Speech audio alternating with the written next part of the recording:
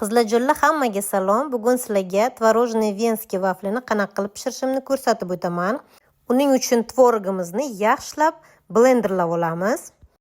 Mikserimizga 4 ta tuxum, ozginagina tuz solib, yaxshilab ko'pirtirib olamiz. Ko'pirtirgan massamizga 4 osh qoshiq shakar solamiz. Massamiz ko'pirgancha 160 gram unimizga 1 pachka vanilin va 1 pachka razrahletel solib, yaxshilab aralashtirib olamiz. Ko'pirib chiqqan massamizga ezib olgan tvorogimizni solib, hammasini bir xil massa bo'lgancha aralashtirib olamiz. Ungacha esa 100 gram slivichniy maslamizni mikrovolnovkada eritib olib, uni ham birgalikda aralashtirib olamiz. Eng oxirida esa unimizni aralashtirib, quyuqqina xamir qorib olamiz. Xamirimiz mana shunaqa videoda ko'rsatilgan darajada quyuq bo'lsa, vafllarimiz juda ham ajoyib chiqadi.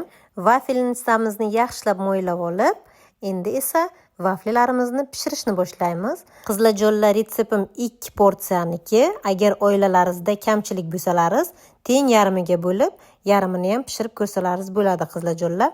2-3 minutdan keyin esa mana bunaqa ajoyib vaflilarimiz tayyor bo'ladi. Qizlarjonlar, xohishga ko'ra vaflilaringizni bezab olsalaringiz bo'ladi.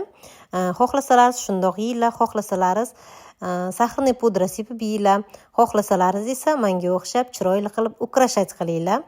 Men ukrashat qilishim uchun sgushonoy moloko va zamorоженные ягодалар kerak bo'ldi. Albatta tayyorlab ko'ringlar qizlarjonlar. Agar video foydali bo'lgan bo'lsa, yurakchani bosib qo'yishni yodingizdan chiqarmang.